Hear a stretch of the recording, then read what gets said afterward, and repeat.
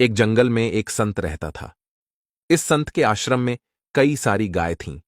एक दिन इस संत के पास एक गरीब व्यक्ति आया और उसने संत से कहा कि मेरे पास रहने के लिए कोई जगह नहीं है और कई दिनों से मैं भूखा हूं।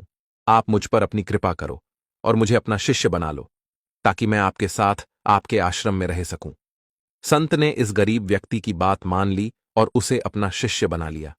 संत ने उसे एक गाय दे दी और कहा कि तुम इस गाय की सेवा करो तथा इससे मिलने वाला दूध केवल तुम्हारा ही होगा। इसके अलावा रोज तुम 2 बार भगवान के नाम का जाप भी किया करो। संत की बात को मानते हुए शिष्य ने गाय की सेवा करनी शुरू कर दी और रोज भगवान का नाम लिया करता था। गाय से मिलने वाला दूध शिष्य खुद ही पी जाता था। आश्रम में रहकर शिष्य काफी खुश था और एक दिन उसने संत का धन्यवाद करते हुए उनसे कहा कि आपकी वजह से ही मेरा जीवन सुखी हो पाया है। संत मुस्कुराकर बोले, ये तो अच्छा है।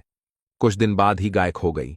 गाय खोने के कारण शिष्य को दूध नहीं मिल रहा था, जिसकी वजह से उसने पूजा करना भी छोड़ दिया और दुखी रहने लग गया। शिष्य ने संत से मुलाकात की और संत को बताया कि उसकी गाय खो गई है, जिसकी वजह से उसका मन मंत्र जाप में भी नहीं लग रहा और वह कई दिनों से दुखी है। यह बात सुनकर संत ने कहा, यह भी अच्छा है। कुछ समय बाद शिष्य को गाय वापस मिल गई और वो फिर से खुश रहने लग गया। शिष्य ने यह बात संत को बताई। संत ने गाय मिलने की बात सुनकर कहा, यह तो अच्छा है। यह सुनते ही शिष्य हैरान हो गया और उसने संत से कहा, मेरे जीवन की हर परिस्थिति में आप अच्छा है, यही क्यों कहते हैं? संत ने जवाब देते हुए कहा, सुखी और सफल जीवन पाने के लिए सुख हो या दुख, हर समय प्रसन्न रहना चाहिए। जीवन में आई बुरी परिस्थिति में अपने आप को दुखी नहीं रखना चाहिए। जब हम हर समय खुश रहते हैं तब जीवन से दुख का अनुभव स्वतः खत्म हो जाता है।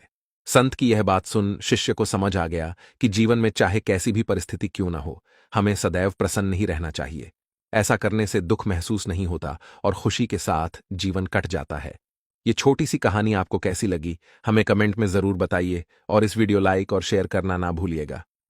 नमो बुद्धाय।